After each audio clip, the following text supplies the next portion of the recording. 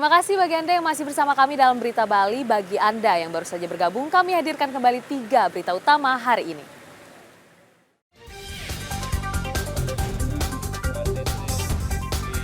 KTT G20 di Nusa Dua Badung resmi ditutup dan menghasilkan deklarasi pimpinan atau komunike.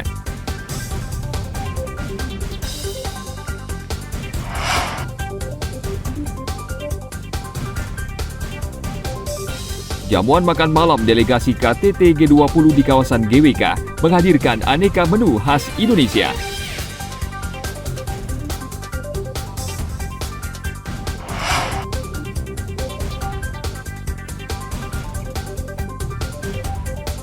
Konferensi tingkat tinggi G20 membawa berkah bagi sejumlah pedagang kaki lima di Nusa Dua.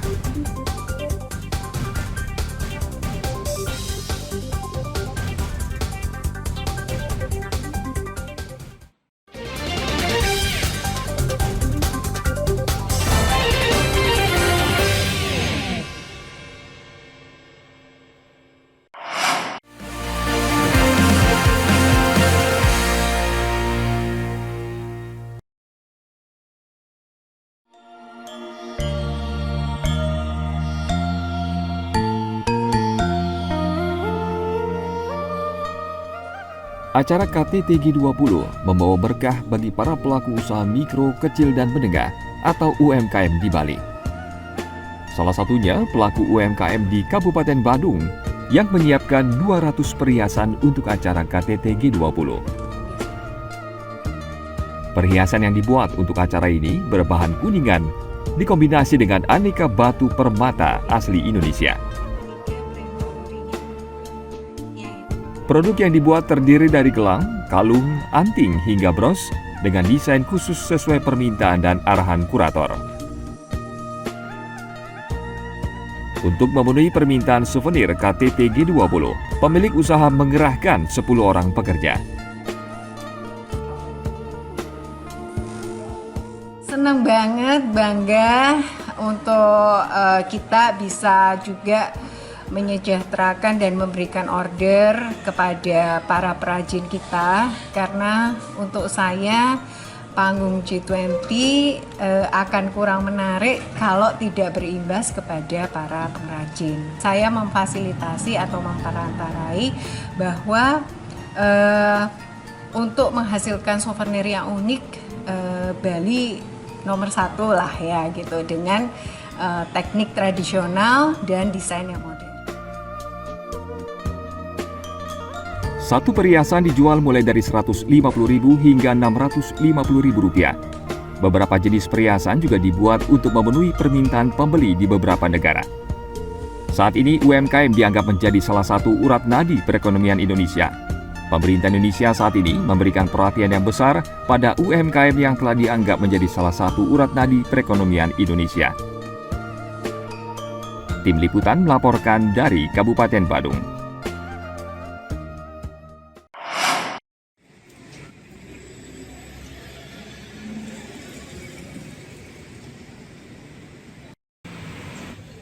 Konferensi tingkat tinggi G20 membawa berkah bagi sejumlah pedagang kaki lima di sekitar lapangan Lagun, Nusa Dua Badung. Para pedagang sudah mengalami peningkatan omset penjualan sejak persiapan hingga pelaksanaan KTT G20. Selama berlangsungnya KTT G20, penjualan nasi bungkus dan kopi meningkat. Para pembelinya sebagian besar para sopir, karyawan swasta hingga petugas pengamanan KTT G20. Apa ada peningkatan penjualan? Ya lumayan lah. Ada ya? Itu mulai kapan Bu ada peningkatan penjualan? Penjualannya mulai tanggal 10. 10 ya.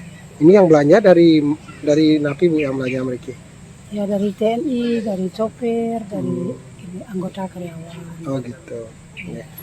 Berapa persen Bu peningkatannya Bu penjualannya? Ya 5%. 50%. Lumayan Pak, lumayan ini sih, dapat ibaratnya 2 kali lipat dari hari biasa. Kalau boleh tahu berapa ribu Bu dapat Bu kalau ini saat-saat ini Bu? Ya. Kotornya Bu? Kotornya 1 juta dapat. 1 juta per hari ya Bu. Kalau hari-hari biasa? Hari biasa paling 400, 500, paling besar 700. Gitu. Terus yang belanja di sini kebanyakan ada apa Bu saat ini Bu? Kopi, nasi, es. Gitu. Selama KTT G20, omset pedagang meningkat hingga 100% dibanding sebelumnya. Pedagang yang sebelumnya berpenghasilan Rp500.000, selama KTT G20 naik menjadi Rp1 juta per hari. Para pedagang berharap kondisi ekonomi dan pariwisata semakin membaik pasca berlangsungnya KTT G20 di Bali. Agung Gede Agung melaporkan dari Badung.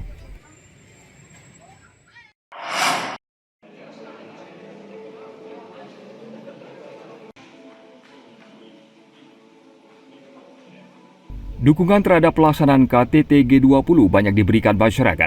Salah satunya adalah dari para seniman lukis Ubud. Para seniman lukis Ubud menggelar pameran di Museum Arma. Sebanyak 87 pelukis yang tergabung dalam komunitas pelukis Kalisa Kuto menggelar pameran di Museum Arma selama sebulan penuh. Sejumlah kepala negara maupun delegasi yang diagendakan berkunjung ke Museum Arma diharapkan bisa melihat hasil karya mereka. Lewat pameran ini, dunia lukis Ubud yang sempat terpuruk akibat pandemi COVID-19 diharapkan bisa bangkit kembali. Mudah-mudahan untuk selanjutnya nanti setelah G20 ini kunjungan wisatawan itu bertambah lagi ke sini ke Bali khususnya. Saya harap apa yang kita perlihatkan sekarang ini, yang kita tontonkan sekarang ini menjadi betul-betul promosi oleh Ubud ya, jadi untuk Bali ya. Berangkat dari kesadaran untuk membangkitkan kembali sesuatu yang pernah berjaya dulu seperti itu. Secara global di media sosial kan sudah kita tahu semua kan bahwa Kanada seperti itu. Berbagai macam dari berbagai bangsa kepala negara akan berkumpul. Momen ini kita gunakan ya seperti itu karena juga ada momen besar seperti itu kan.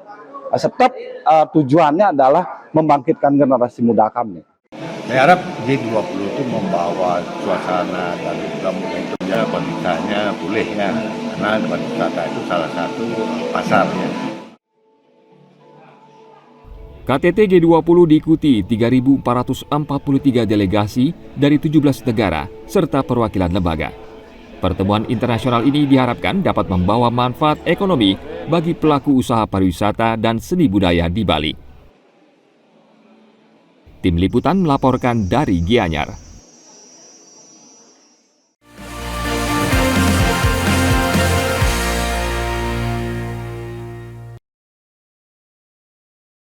Informasi tadi mengakhiri jumpa kita hari ini. Atas nama rekan yang bertugas, saya Priscilia Claudia mengucapkan terima kasih atas kebersamaan Anda. Sampai jumpa, matur suksma.